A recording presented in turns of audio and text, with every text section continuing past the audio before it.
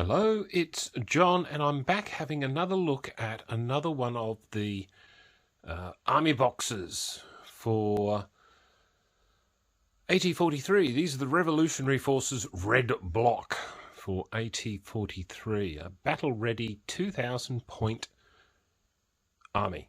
Yes. So we're going to have a look at just what is in this box and have, I guess, a closer look at what's in here. Now, I ended up with a lot of cards, which I confess, I'm not too sure how the card system worked, to be honest, because when I look at it, I have, in most cases, quite a few more cards than there are, well, there are as many models. Like, for instance, I've got two of these, I think, heavy weapon chaps. And there's four models, or there's three models, I think. No, four models. But anyway, they're the cards. I'm not quite sure how they all work for these. I've got the ones that are the most obvious for the units that I do indeed have. So, but what they do, which I maybe should have had a look at with the other set that I provided, was that they do give you some unit specifications. So they're saying that Unit 1, because on the back here they very nicely placed everything into a category so that at least you can find what is supposed to be what. But yeah, very, very interesting anyway. But this is what's in the box for a Red Block. Now, of course, everybody likes the big ones, and I must admit, I really do like this vehicle, and it is, I think, rather nicely painted.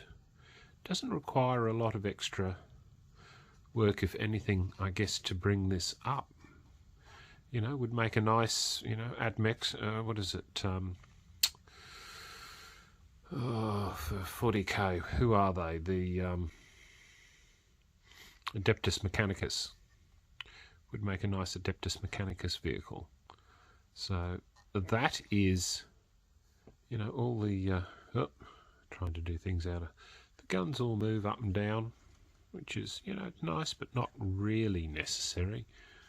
And that's yeah. So that is this. Well, that's that.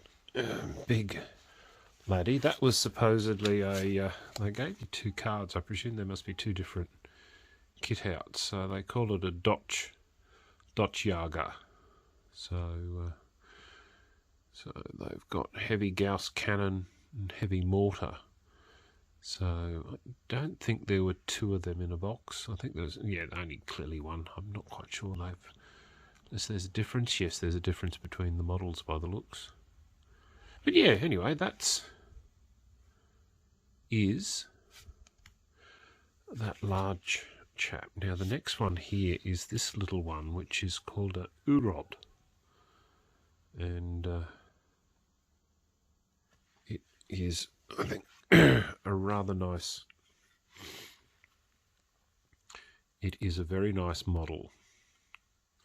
Now, as I think I said in one of my videos, was that dust really had me happy or going with it. The only thing I really, you know, like the German faction stuff were beautiful. I wasn't too happy with the American or Allies, I think, because it was like just a Sherman tank, I think, sitting on legs, I think. I could be wrong. I'm basing my stuff on very poor memory. I might go drag out my dust and do a video of it a little later. But that is an exceptionally good walker, and you know, I could use that again in 40k if I wanted to as a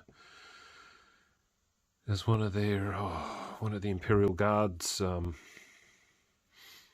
whatever they were called, their walkers, whatever they were. I can't remember now. God, my memory's bad.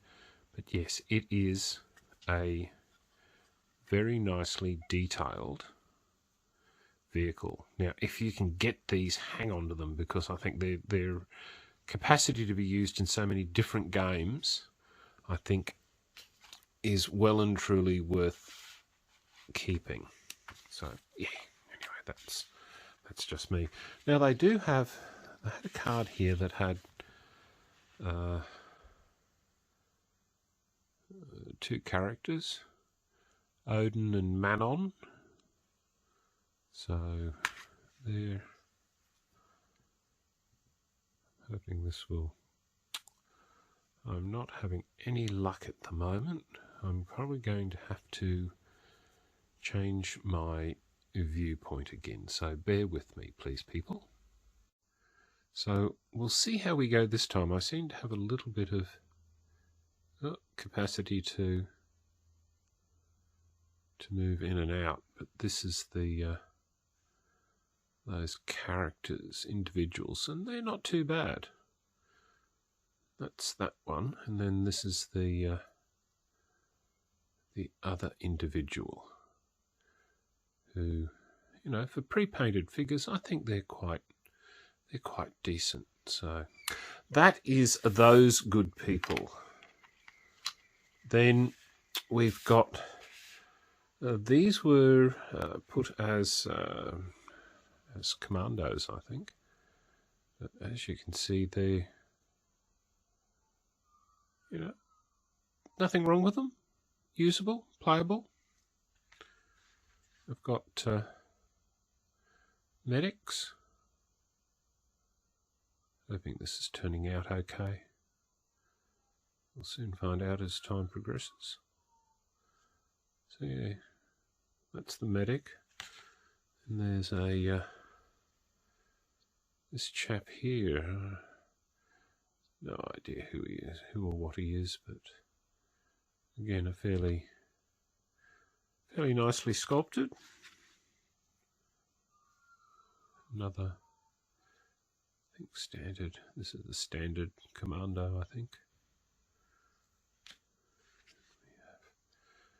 We have this chap here is a leader type. So again, quality's fairly decent, more than enough to play with if you're doing role playing as well. You know, any sort of science fiction role play, this would work out well with. So that's those chaps. Now the others are, I guess, just a repeat. There's just two squads, which are let's see if I can come back out a bit. No, so I do apologise, good people, for my usual inability to do things, but let's see if I can get in.